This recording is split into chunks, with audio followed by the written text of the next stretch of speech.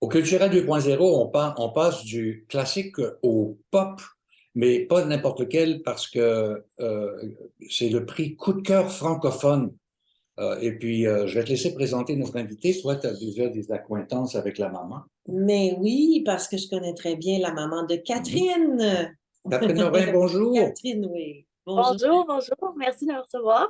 Ben, écoute, c'est quand même quelque chose, là. Cosmophone, le groupe, ça a été le coup de cœur francophone.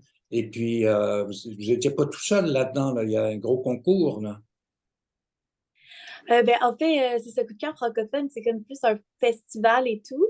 Mhm. Mais tu sais, je dirais que ça part d'un concours, effectivement, tu sais, notre ascension un peu, là, c'est grâce aux Francouvertes, là, vraiment, qu'on a été découvert plus du public et grâce au concours de la voix, donc, tu sais, que je me suis fait connaître aussi. Donc c'est sûr que les concours ont un rôle à jouer dans tout ça. Justement, Catherine, si on parlait de tes origines, tu viens de Trois-Rivières Oui. et puis tu fais de la musique depuis que tu es toute jeune. Tu es violoniste aussi, en plus d'être chanteuse.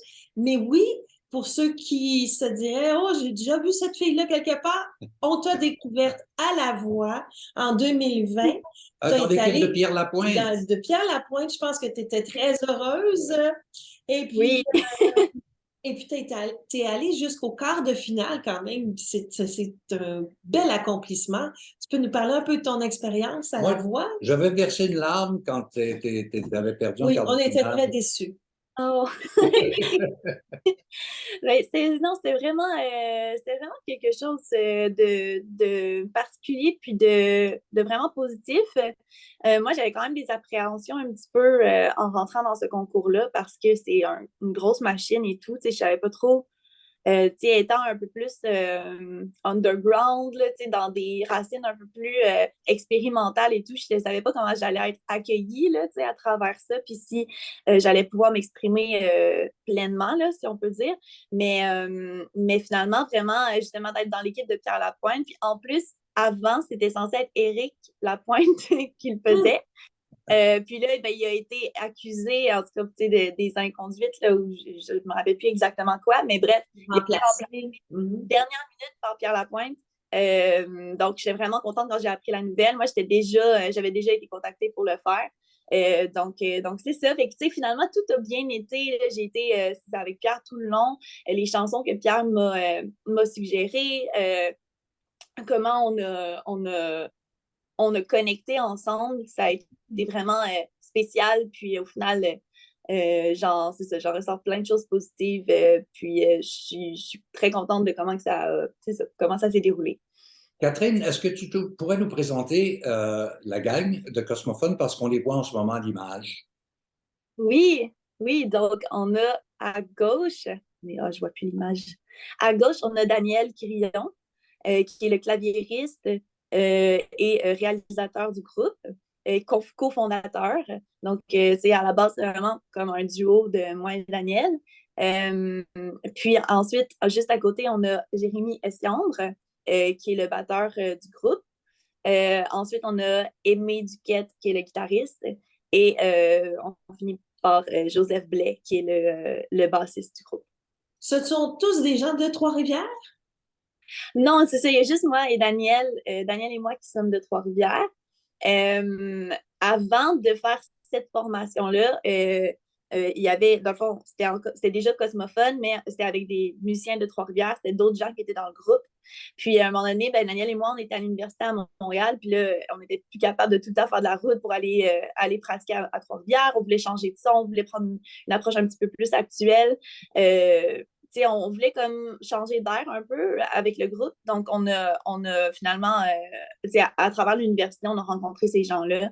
On a comme, c'est ça, restarté un peu à zéro là, à ce moment-là. Il faut dire que toi, tu as une formation classique de musicienne, de violoniste en fait, à Trois-Rivières, conservatoire et tout. Ensuite, tu es allée à l'Université de Montréal, euh, baccalauréat, écriture. Écoute, tu es vraiment une touche à tout, en plus de chanter, violoniste. Donc, ça te permet de faire tes propres arrangements. Oui, ben c'est sûr que tu sais, c'est un travail d'équipe, puis c'est pour ça qu'on est un groupe. Donc, tu sais, je fais des arrangements, tu sais, moi, ma spécialité, c'est surtout les arrangements de cordes ou des arrangements orchestraux, tu sais, avec ma formation. Mais c'est sûr que les arrangements, bon, rock et pop, ben là, c'est un peu moins ma tasse de thé à la base. Mais j'apprends beaucoup, puis je m'améliore. Mais sur, tu sais, Daniel, c'est vraiment sa spécialité. Donc, on se complète vraiment à ce niveau-là. Tu sais, moi, c'est plus les notes, puis lui, c'est plus le son. Donc on se complète bien à ce niveau-là. Et le nom cosmophone, ça vient d'où?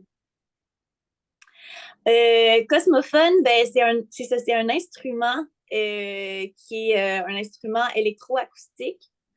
Donc c'est ça. Puis on a trouvé ce nom-là euh, via, euh, via une page c'était la musique pardon, contemporaine.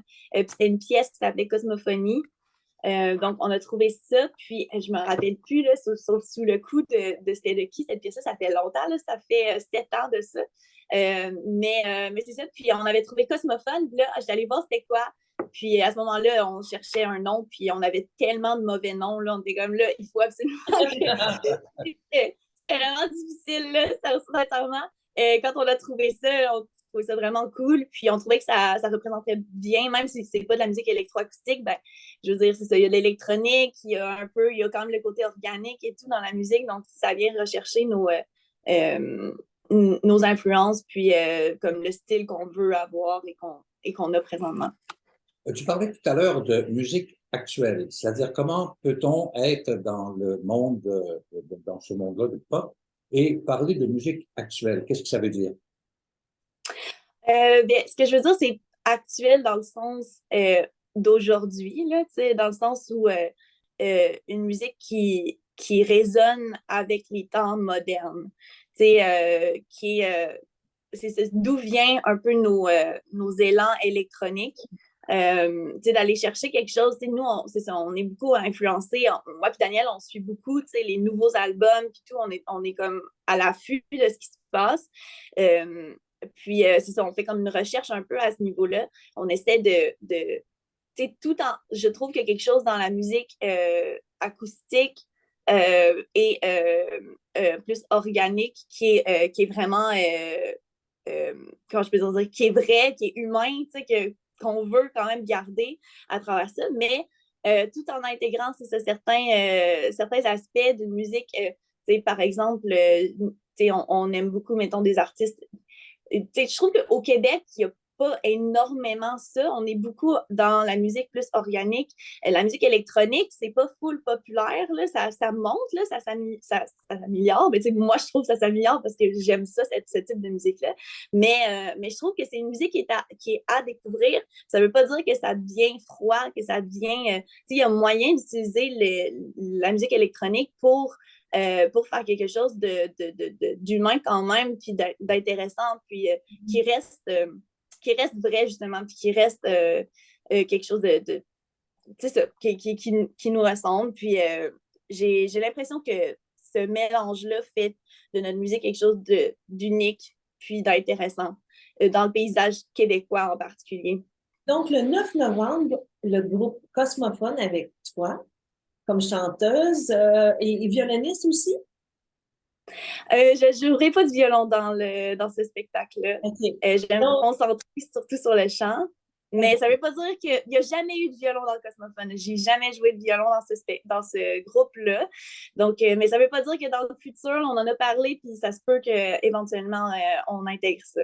Donc, ouais. donc là, après avoir fait un soir au Quai des Brumes, dernièrement, à l'automne, je crois, Mhm, là, ça va être au ministère qui est sur le boulevard Saint-Laurent, près de Mont-Royal. Et mhm. il va y avoir une première partie Oui, qui est assurée par Erwan. Tu me oui. rappelles qui est Erwan? Oui, Erwan, ben c'est ça, c'est un artiste qu'on connaît pas beaucoup, qui nous a écrit pour faire notre première partie, en bon businessman, là, comme je disais tantôt. Donc, il a vu qu'il n'y avait pas de première partie à notre spectacle, puis il nous a écrit.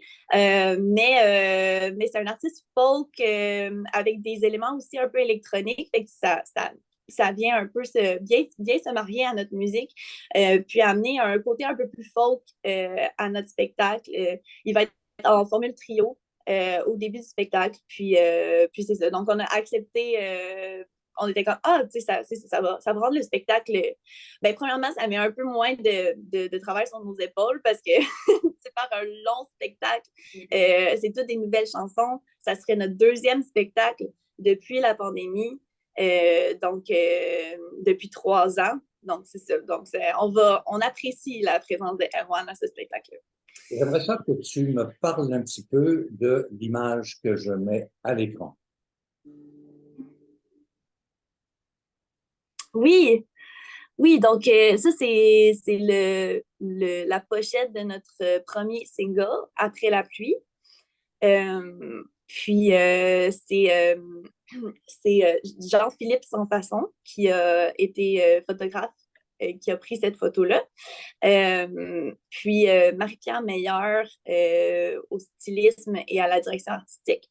Et finalement, pour le graphisme, c'est Xavier Savage qui a fait ça. Donc, vraiment, là, on est bien content du résultat. C'est une belle équipe. C'est vraiment des gens, des belles personnes avec qui travailler. Ça a été vraiment un plaisir. Ça va être ça. Ça va être la même équipe pour le reste aussi, pour le visuel de l'album et des prochains singles. Donc, il y a eu un vidéoclip qu'on peut toujours voir qui s'appelle Après la pluie. Peux-tu me parler un peu de cette chanson-là? De quelle façon elle a été composée? De quoi elle parle? Oui, ouais, c'est vraiment une vieille chanson. C'est une chanson que j'ai composée, je pense, il y a 4 ans, 4 ou 5 ans, commencé à la composer. C'est une chanson qui a eu beaucoup de maquettes, qui a eu beaucoup de démos. Dans le fond, on a fonctionné vraiment que moi, j'ai fait de la composition, puis Daniel, il a pris ça, puis il a fait la production de la chanson. Euh, puis, c'est une pièce, c'est ça, qui a failli ne pas exister, là, parce qu'avec la pandémie, ça a vraiment comme coupé notre élan là, par rapport à la chanson. Mais qu'au final, c'est une bonne première carte de visite dans notre univers. Il y a des éléments électroniques là-dedans, mais il y a aussi beaucoup d'instruments classiques. Là. On retrouve là-dedans vraiment un petit orchestre. Là, donc, on ne les entend pas tout le temps là, parce que des fois, on les a modifiés aussi. On a pris la flûte, puis on en a fait quelque chose comme si ça sonne comme un synth, mais c'est à la base, ça part d'une flûte, donc ça donne quelque chose de vraiment unique, de spécial, avec des influences jazz là-dedans. Quelque chose je pense, de différent, puis c'est notre première Et le vidéoclip parle de quoi? Ah, le vidéoclip, OK, ben là, c'est toute une autre équipe, là. J'ai encore nommé beaucoup de personnes. Mais le vidéoclip, ben, c'est comme un rêve, le vidéoclip. C'est comme un cauchemar. On est dans la tête. C'est comme si ce qui se passe dans notre tête quand on rêve était exposé autour de nous. Donc, c'est ça qu'on a voulu évoquer. Donc c'est ça, c'est comme, ça parle d'une relation, là, cette pièce-là, puis ça parle de comment ça peut virer justement au cauchemar, puis que ça peut, tu sais, etc. Une relation qui n'est pas tout à fait saine, là, justement. On explore ces thèmes-là à travers l'album. Puis finalement, on finit par en ressortir là, à travers tout ça. Mais cette pièce-là, on est assez deep dans la relation un peu toxique. Là, donc. Alors, un regard onirique sur une histoire d'amour. Exactement. C'est vraiment bien dit. J'adore. Il y a en terminant, qu'est-ce que c'est qui va sortir au printemps? Là? Vous avez un long jeu qui va sortir, un long jeu, un CD. Un long jeu. Ça dit ton enjeu. Un album, oui, qu'on attend avec impatience. Et vous aussi, j'imagine. Oui, vraiment. L'album est fini, en fait. Là, on a toutes les pièces. C'est juste une question de timing. Puis, ouais, ça va sortir en 2023. Puis, l'album va s'appeler Feu toi, feu moi. Donc, c'est ça que je peux vous dire pour l'instant. Voilà. Alors, on est prêt pour le marketing. Alors, en attendant, on peut aller entendre le groupe Cosmophone avec la belle Catherine Lorrain et tous ses amis musiciens le 9 novembre à 20h au ministère. Et puis, on vous souhaite, qu'est-ce qu'on vous souhaite? Peut-être un concert aux francophonies cet Oui. été ou l'été prochain, qui sait? En tout cas, on souhaite longue vie au groupe Cosmophone et puis On peut vous retrouver, vous entendre sur Bandcamp, c'est ça?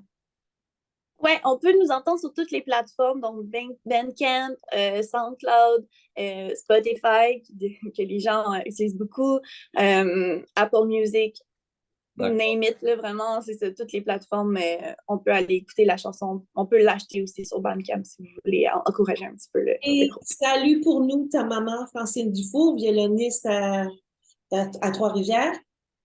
Oui, oui, oui, bien sûr. À bientôt, j'espère. Allez, Merci, merci bon beaucoup. cosmophone. Salut. Bye bye. Bye. Au revoir, bye bye.